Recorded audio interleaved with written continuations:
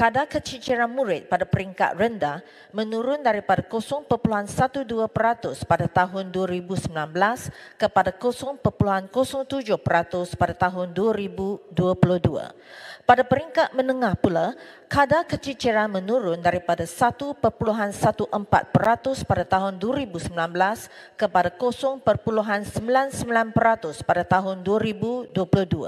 Namun KPM akan memuktamadkan data kadar keciciran murid bagi tahun 2023 selepas menerima maklumat enrolment dari agensi selain KPM.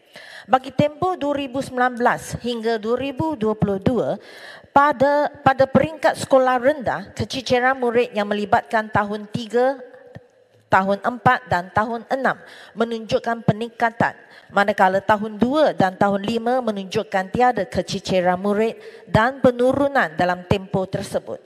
Pada peringkat sekolah menengah pula, berlaku peningkatan kadar keciciran murid bagi tingkatan 2 dalam tempoh tahun 2019 hingga 2022, manakala terdapat penurunan kadar keciciran yang melibatkan tingkatan 3, tingkatan 4 dan tingkatan 5 dalam tempoh berkenaan. Kadar keciciran murid mengikut jantina pula pada peringkat sekolah rendah menunjukkan tiada keciciran murid perempuan berbanding murid lelaki bagi tahun 2019 hingga tahun 2022. Kadar keciciran murid lelaki menunjukkan tren penurunan dari tahun 2019 hingga tahun 2022 iaitu 0.16% pada tahun 2019 kepada 0.09% pada tahun 2022. Pada peringkat sekolah menengah pula, kadar keciciran murid lelaki menunjukkan penurunan berbanding kadar keciciran murid perempuan yang meningkat dari tahun 2019 kepada tahun 2022. Pada tahun 2019, kadar keciciran murid lelaki mencatatkan 0.72% berbanding 0.29% pada tahun 2022. Kadar keciciran murid perempuan pula mencatat 0.40% pada tahun 2019 kepada 0.71% pada tahun 2022.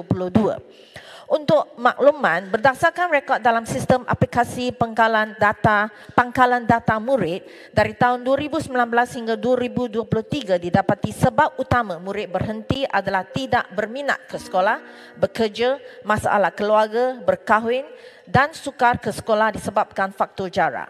Untuk maklumat ahli yang berhormat, KPM telah menyediakan sebanyak 18 jenis bantuan persekolahan bagi tahun 2023 yang terdiri daripada 13 jenis bantuan khusus dan 5 jenis bantuan umum. Bantuan ini turut diagihkan untuk murid yang tercicir akibat kemiskinan seperti beasiswa kecil persekutuan, rancangan makanan tambahan, kumpulan wang amanah pelajar miskin, bantuan awal persekolahan, bantuan makanan asrama, bantuan perjalanan dan pengangkutan murid asrama dan bantuan pakaian seragam badan beruniform. KPM turut menyediakan garis panduan mengurus murid berisiko cicir di sekolah, modul serahan keunggulan diri serta modul kajian kes dan amalan terbaik menangani isu murid berisiko cicir dan murid cicir sebagai panduan kepada guru bimbingan dan kaunseling di sekolah di semua sekolah kerajaan dan bantuan sekolah. KPM juga melaksanakan sekolah model KAS Komprehensif 9K9 supaya semua murid dapat kekal bersekolah, terutamanya murid di kawasan luar bandar dan pedalaman. Sekolah model KAS K9 telah diperluas dari 12 buah sedia ada kepada 17 buah. Selain itu, KPM juga memperluaskan konsep K9 kepada sekolah komprehensif K11 iaitu K11. Konsep sekolah model K11 ini juga dijangka mampu mengurangkan kadar keciciran transisi murid dari tingkatan 3 ke tingkatan 4. Sebagai permulaan, KPM telah memulakan program Rintis K11 di SKRPS Betau, Kuala Lipis, Pahang dan di SK Long Bedian, Baram, Sarawak.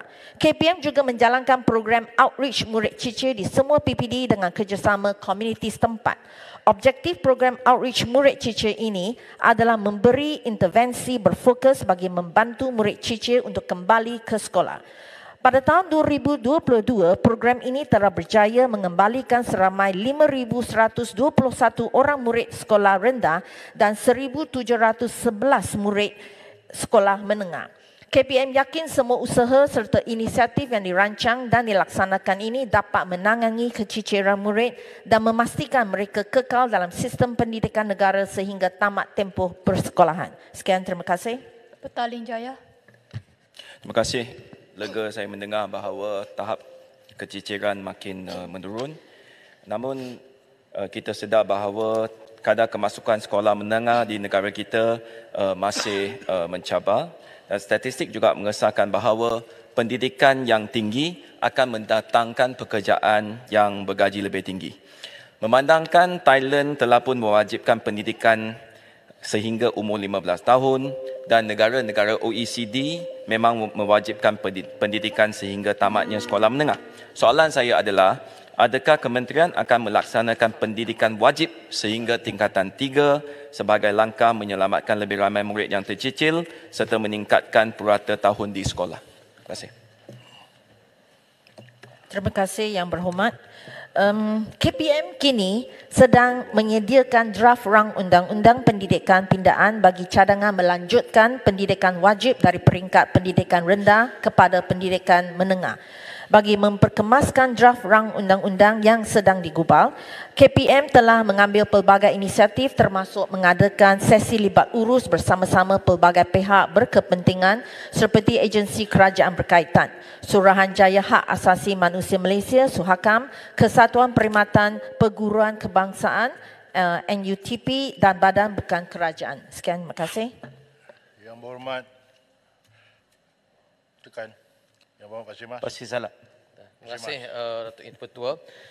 Soalan saya kepada Timbalan Menteri berhubung dengan keciciran ini ialah dasar homeschooling yang telah kita luluskan di Malaysia bermula pada Jun 2003, iaitu 20 tahun yang lepas. Dan kita tahu bahawa homeschooling ini antaranya ialah berpunca daripada ketidakyakinan ibu bapa terhadap sistem pendidikan di sekolah, satu. Yang keduanya, Menteri, ialah apabila anak-anak istimewa sebagai contoh, realitinya mereka tidak mendapat apa yang sepatutnya mereka dapat di sekolah melalui pendidikan khas yang ditawarkan di sekolah. Jadi saya tidak mahu data secara terperinci, tapi mengikut apa yang Timbalan Menteri dapat jelaskan pada Dewan, adakah homeschooling ini semakin melebar atau bagaimanakah kerajaan nak menangani isu yang melibatkan homeschooling di Malaysia yang ada pada hari ini? Terima kasih. Yang Berhormat Menteri. Terima kasih Yang Berhormat. Selagi semua data tentang keciciran bukan hanya untuk sekolah, selagi daftar di bawah KPM, tadi itu semua adalah termasuk dalam data keciciran. Sama ada anak-anak kita mungkin ke sekolah international school, ke antarabangsa, semua ini termasuk. Jadi homeschooling ini merupakan memang satu trend yang kita amat perhatikan. Dan tentang pendidikan khas tu, kebanyakan yang memilih homeschooling kerana individu budak-budak anak-anak kita yang mungkin ada keperluan yang special, keperluan khas. Jadi kita akan membuat tindakan atau membuat kajian yang lebih terperinci atas homeschooling ini. Sekian, terima kasih.